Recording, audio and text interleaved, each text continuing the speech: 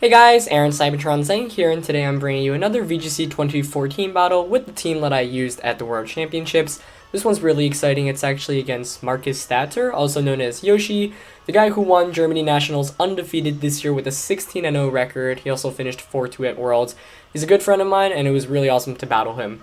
This was actually on live stream at twitch.tv/kickataz in the description below.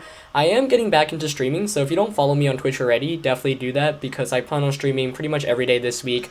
I'm actually currently taking viewer challenges. There's a huge list of people who've already signed up, but if you want to get a battle with me in eventually, definitely check that out. But I'll be posting a more consistent schedule when I figure that out, but for now just follow me on Twitch or Facebook or Twitter and all those places to know when I go live, because I do plan on doing a lot more streaming in the upcoming weeks before everything gets really hectic. But yeah, let's get into this battle.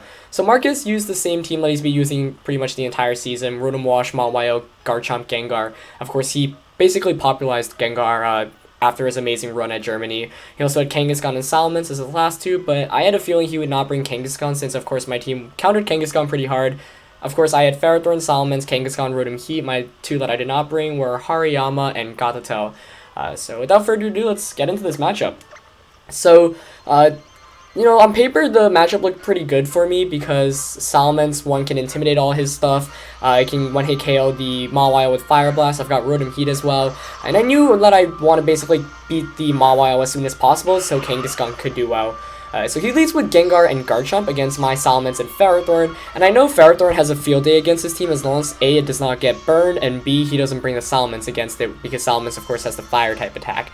On this first turn, I'm expecting a double target onto the Garchomp, so I actually switch out into the Rotom Heat because I know that Rotom Heat has a pretty good matchup against everything, and it can take the attacks from Gengar and Garchomp. But he actually switches into Mawile, so after I saw that, I was really happy. I was more surprised to not see the double target there, especially since his Garchomp actually had Life Orb, which he revealed later on. But so this first turn actually plays out pretty perfectly for me. I get a ton of damage off onto the Gengar, and I bring in Rotom Heat, which obviously has an incredible matchup against that Mawile. This following turn, I kind of go for a risky play. I don't protect with the Rotom Heat. Instead, I actually Thunderbolt. I was actually anticipating Mawile to switch back into the Garchomp, which is why I Gyro Balled it with the Ferrothorn. Instead, he just stays in and gets the Shadow Ball off onto the Ferrothorn. Gyro Ball is just going to go into that Protect. So, not the best of turns there, but also not the worst. So obviously I'm up 4-3 now, and I've got a Ferrothorn, and neither of his Pokemon fare too well against it, so I'm feeling really good. This turn I predict the Mawile to switch out into the Salamence, but he reveals that he actually does not carry Salamence, and he shows that he has Substitute on that Garchomp, which I was not expecting since the entire time he's been running the Lumberry Rock Slide, kind of typical, Garchomp.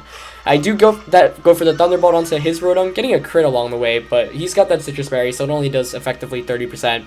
Ferrothorn, since I did predict the Salamence to switch in, gets that Gyro Ball off, but that's obviously going to do nothing against a Rotom Wash.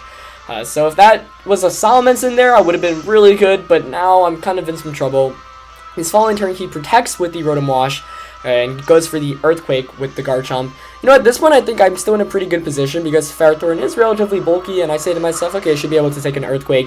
But you see there, it does a lot more than I expected to, and you see it's because the Garchomp actually carries a Life Orb.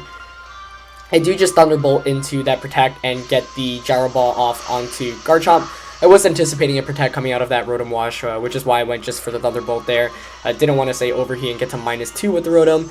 I know Rotom's really big. I need to conserve it to beat the Mawile in the end, so I bring in Salamence, especially since now I actually broke the Substitute. I can get the Intimidate off onto Garchomp and bring it down to -1. Here I'm not sure whether he goes for a Substitute or not, so I actually just went for the Gyro Ball into Garchomp. Instead, he does go for just the Earthquake. I didn't want to protect there with Ferrothorn and allow the Garchomp to get a free Substitute off, but Markus makes an excellent play there, showing why he's, Germany National Champion, and takes out the Ferrothorn there in a hit. Rotom Wash is able to get a Hydro Pump off. Normally I would not be too scared about this, but it actually does enough that I think Dragon Claw, even at -1, because of Life Orb, can actually pick up the KO.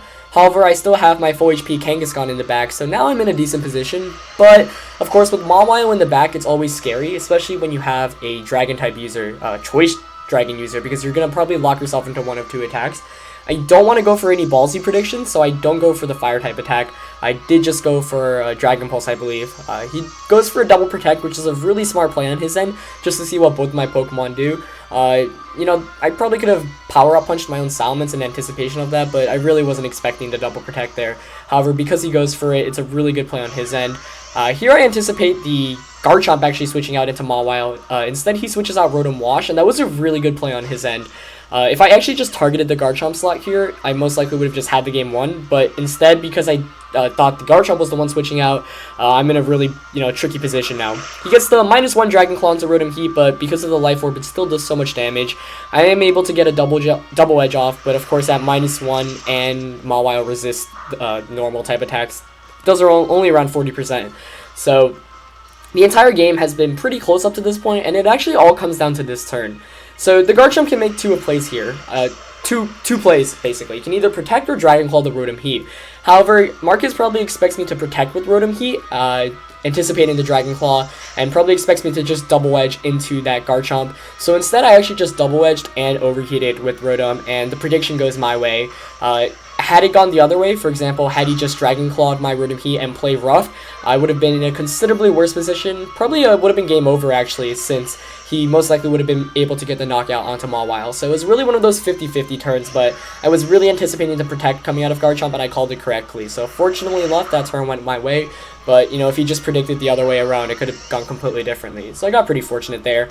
And now that I take care of the Mawile, I know the game is basically over since I've got a Kangaskhan, which is just going to easily knock out this Garchomp. And I have Salamence in the back as well. Of course, I just targeted the Garchomp slot because he protected the previous turn. And I know that my Salamence can take care of this Rotom Wash. So Kangaskhan's going to take that recoil and damage and stuff, but at this point, really not going to matter. Rotom Wash getting that last attempt Will-O-Wisp off against it, but Kangaskhan doesn't really mind it. And Spec Salamence has a field day against Rotom Wash. So, really close game. It basically all came down to the turn whether Mawile attacked/protected and whether Garchomp attacked. And, it just went my way, but it was a really close game, and I thought Yoshi handled it really well after how good the first two turns played out. So, he played really well, especially with that Garchomp, and Substitute Life Orb is really interesting. Seniors World Champion Nikolai actually used it, and it was a really cool set. Most Garchomps either tend to go Lumberry or Bulky with Substitute, but Life Orb with Substitute and Dragon Claw and Earthquake is surprisingly effective as well, especially since it blocks out Intimidates. So yeah, that's just, another battle that features how my team works. Of course, it was exciting to battle someone who actually went to Worlds as well. Of course, Yoshi brought this team to Worlds, so that was really exciting. I hope you guys enjoyed this game. Of course, like, comment, subscribe if you haven't already, and I'll see you next time. Peace.